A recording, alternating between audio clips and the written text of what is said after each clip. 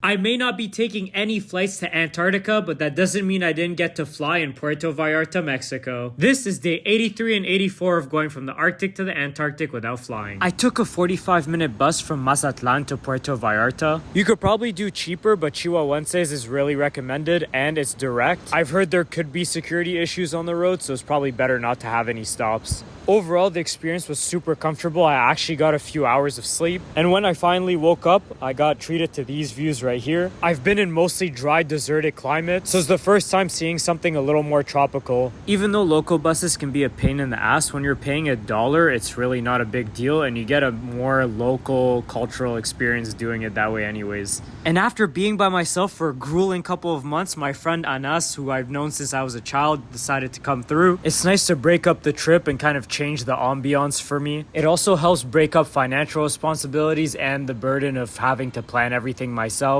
You know, I was skeptical about Puerto Vallarta because it's such a popular destination for Canadians. And it is very touristy, but I think for good reason. This place is friggin' beautiful. The weather was in the mid to high 20s the whole time. Surprisingly enough, I didn't feel like they had the best swimming beaches. But aesthetically speaking, it was a very, very nice place to be. Since it is a tourist town, if you go to touristy places there, they will be expensive. But overall, I felt like you could find cheaper food options. These oysters might have been 50 cents each at most. After spending a few hours at the beach and noticing these parachutes in the distance, I said screw it and took a literal leap of faith parasailing. Oh my god! Oh my god! I'm really out here in the air right now. This is freaking crazy.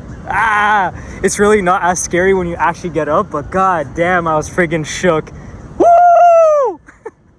Their experience ran us about $60 for 12 minutes. And don't get me wrong, it's expensive. But for the experience I just had in these views, I do not regret it at all. And just having this as an option going forward in other countries and other cities is just a beautiful thing. We then cleaned up and went directly to a taco shop. It's just been a beautiful day so far. Then it was time to figure out our sunset plans. These two guys told us about the Hill of the Cross viewpoint. It was 1,000% worth it. Look how crazy this sunset was. I'm not gonna lie, the hike was kind of hard. If you decide to go to Puerto Vallarta, do not skip out on doing this. It's worth it. And por la noche, there are quite a number of nightclubs available and just people walking around. But we went to Señor Frog's thinking it was just a regular restaurant. It's more like a nightclub, but for people with families.